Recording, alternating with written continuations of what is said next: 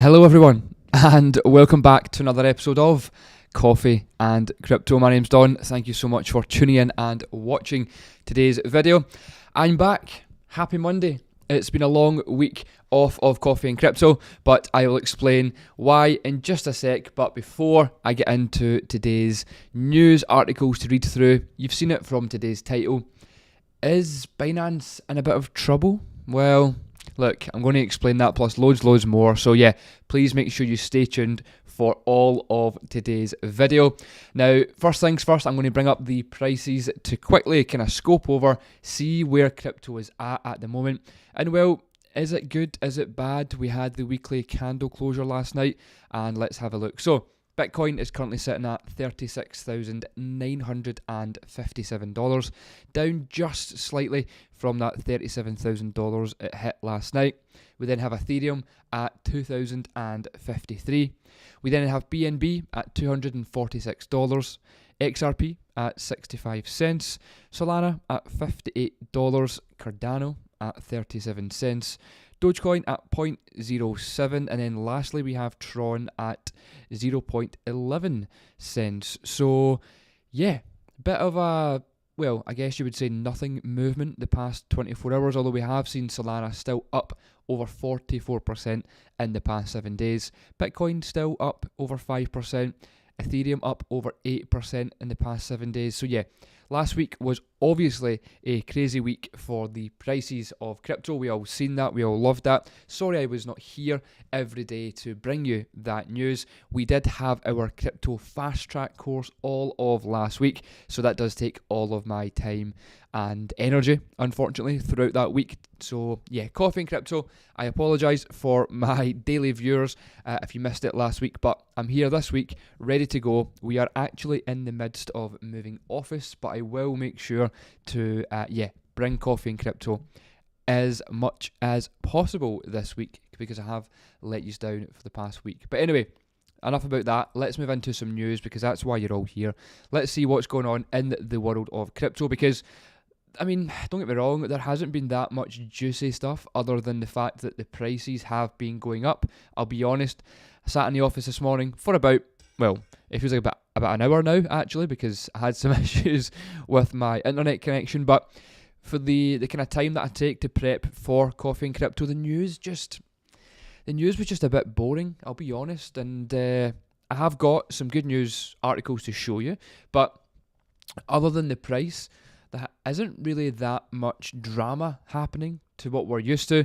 But yeah, let's run through it. I'll break down some of the news articles, and stay tuned for that Binance news, like I said, because it's not worrying, but it's very, very interesting to say the least. So first things first then, FTX files a $1 billion lawsuit against Bybit over the asset withdrawal. So of course FTX are in the news once again.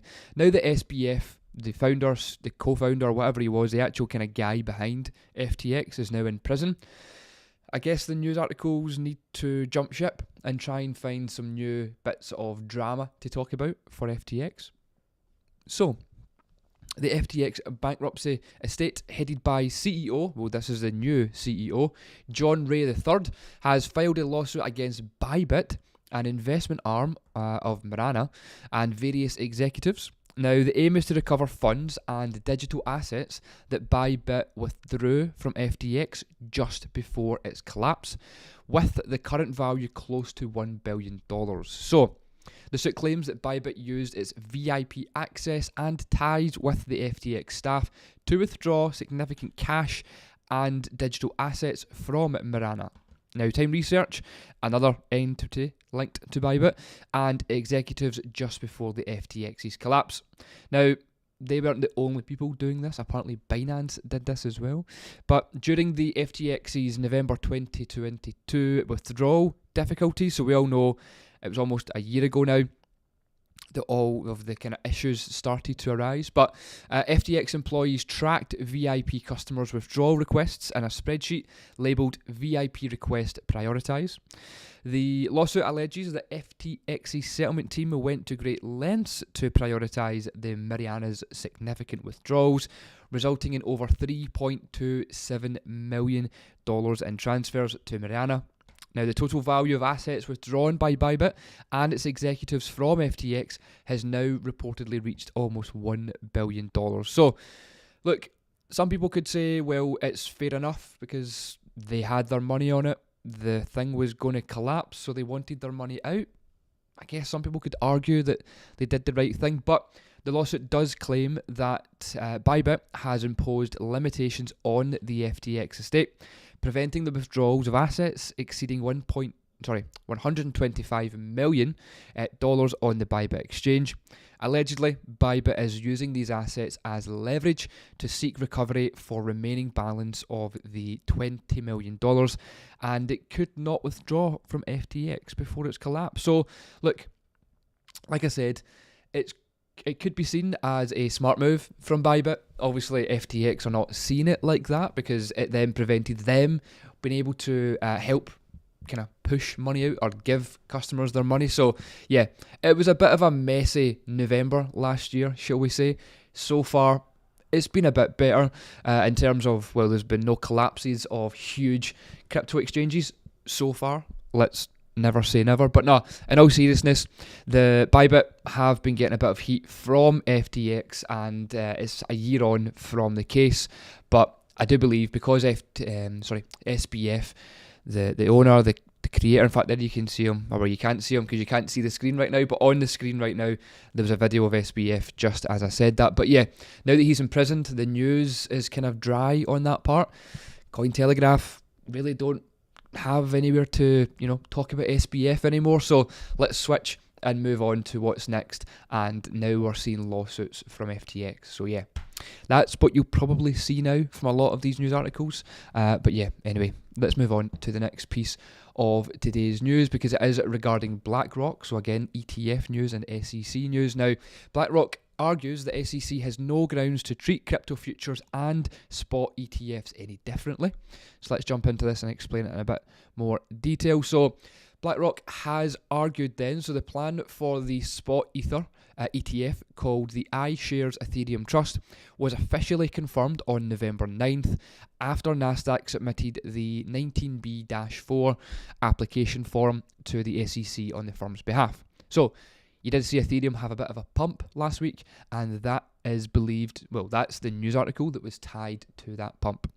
Now, in its application, BlackRock called the SEC's treatment of spot crypto ETFs into question, as it asserted that the agency bases its reasons on the continually denying these applications on an incorrect regulatory distinctions between futures and spot ETFs, because they believe there's a difference. Given that the Commission has approved ETFs that offer exposure to ETH futures, which themselves are priced based on the underlying spot ETH market, the sponsor believes that the Commission must also approve the ETPs that offer exposure to spot ETH, so ETH.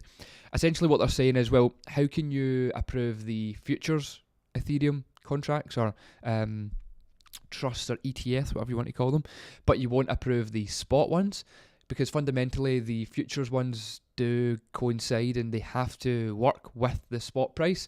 So essentially they are the same thing. So, interestingly enough then, the SEC has yet to greenlight a single spot ETF application, but it has approved a host of futures ETFs. So the securities regulator has indicated that this is due to the crypto futures ETFs having supposedly superior regulation and consumer protections under the 1940 Act as opposed to the 1933 Act that covers spot crypto ETFs. So yeah, it's all about 1940, 1933. And trust me, when they're not just like code names for something, that is the actual year that they talk about. So we're comparing it to something that was from the 1940s and then also comparing it to something from the 1933s. Yeah, bit silly if you ask me, but anyway, I don't make the rules. Additionally, the SEC also appears to favour the regulation and surveillance sharing agreements with the Chicago Mercantile Exchanges, CMEs. I don't think that's pronounced properly, but yeah, CMEs, you've heard of them loads of times. You maybe heard of the CME gap that happens sometimes in Bitcoin or in crypto prices, and that's exactly what that is. It's a digital assets future market. BlackRock argues, however, that the SEC's preference for the 1940 Act lacks relevance in this area. I do also agree, as it places certain restrictions on ETFs and ETF sponsors and not the underlying asset of ETFs. Now, I'm interested to hear your opinion on this one. Obviously, ETFs are a big topic on this channel, or at least they have been the past few months. So, do you agree with BlackRock? Do you believe that the SEC are being a bit, well, archaic and just general SEC behaviour? Because they're applying, well, I'm going to say they were applying logic, but they don't seem to be applying logic, and that's the issue here. They are applying rules from 1940, not against the rules in 1933. I know that sounds silly, me even saying that, because, well, it is quite silly. That's just how the American system goes, unfortunately. They do kind of work on these old school rules that have been around literally since the 30s. But yeah, how can you approve a futures ETF but can't approve a spot ETF? Because the futures ETF literally relies on the spot price of that asset. And obviously, spot ETFs is what we want. Well, I don't really care necessarily, but for the big investors that want to get involved in crypto, what they want is a spot ETF, and that's why it matters so much to crypto. Anyway, let's jump back into next, and it's about potentially some hacks of some stable coins. So essentially, I seen this on X over the weekend, but it looked like someone had been hacked for $27 million. So apparently $27 million worth of stable coins have been hacked. Now, Zach XBT, you may follow him on Twitter, but he revealed that $27 million heist is apparently linked to a Binance wallet. So according to on-chain detective Zach XBT, a crypto wallet has recently suffered a breach. The attack, which transpired on November 11th, resulted in the loss of the wallet's $27 million worth of stable coins. Now, that is absolutely insane.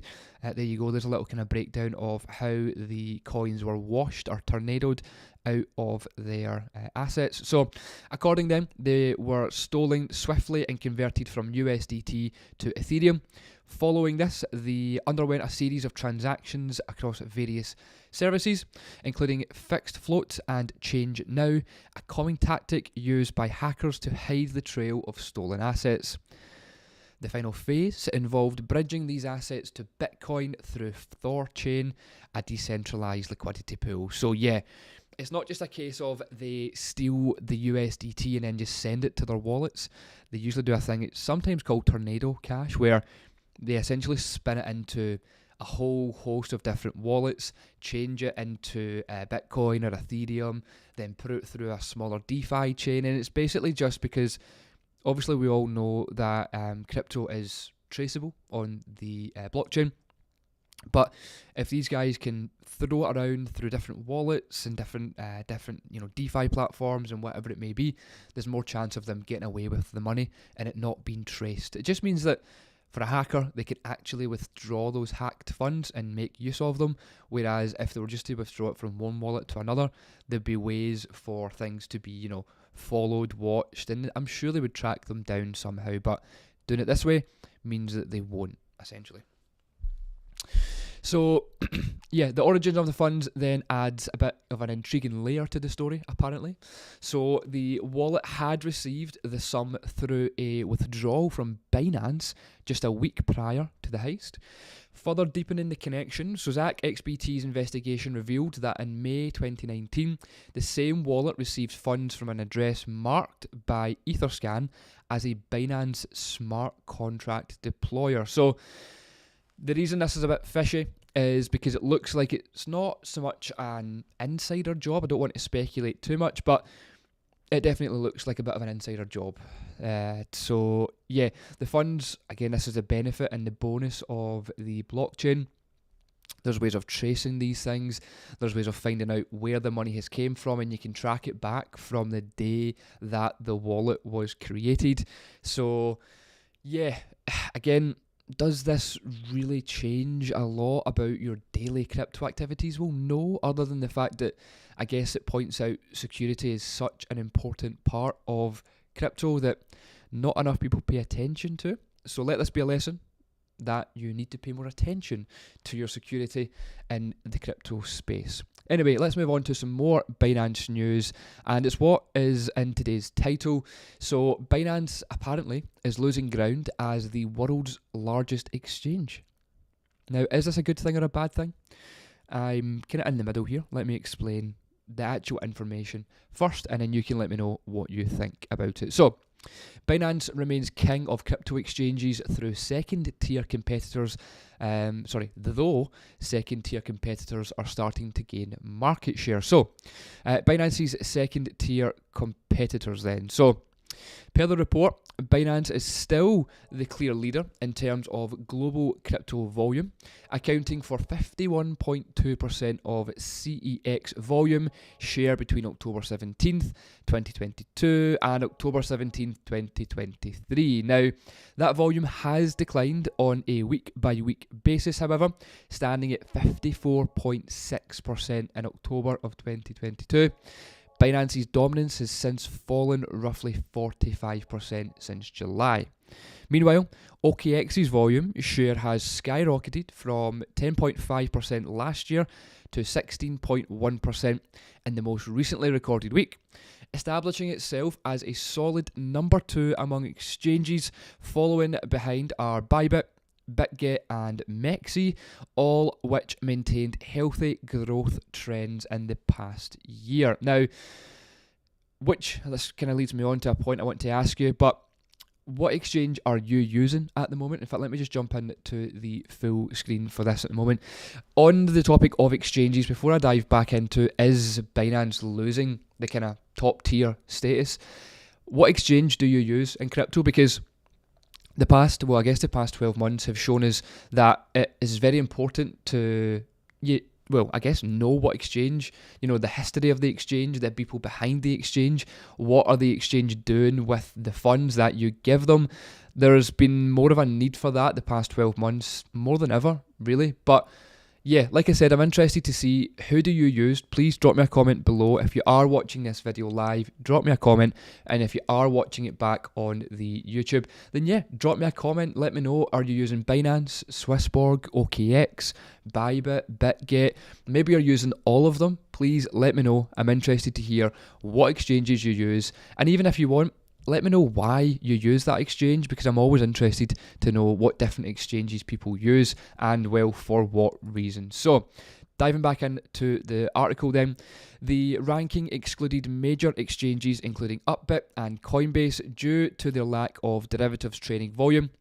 In the spot market, both exchanges ranked as the second and third largest platforms, with Upbit's share improving remarkably from 5% to 15% in a 52-week span. Now, during this time, Binance's spot market dominance has created, is that right? No, that's not right. I always do that and get some sort of word wrong. To just 40%, down 62% just 1 year ago. 0x always says that the decline may be due to the exchange's listing strategy, since most popular coins sank in value immediately after listing on Binance. Now, again, that's a big thing that happens quite often. You may have seen, we spoke about it quite a lot, and we do speak about it still quite a lot, but whenever you see a hot topic crypto coin, so any meme coin, any hot coin at that time, it tends to get listed on Binance that day. So Binance, maybe they've changed their rules slightly now, but over the past, for as long as I can remember, as soon as any coin gets hot, Binance will list it. Or it used to be back in the day the Coinbase effect, for any of the OG kind of crypto people that are watching this, but you used to get a thing called the Coinbase effect, and essentially all that was when a coin was getting listed on Coinbase, it would pump in price.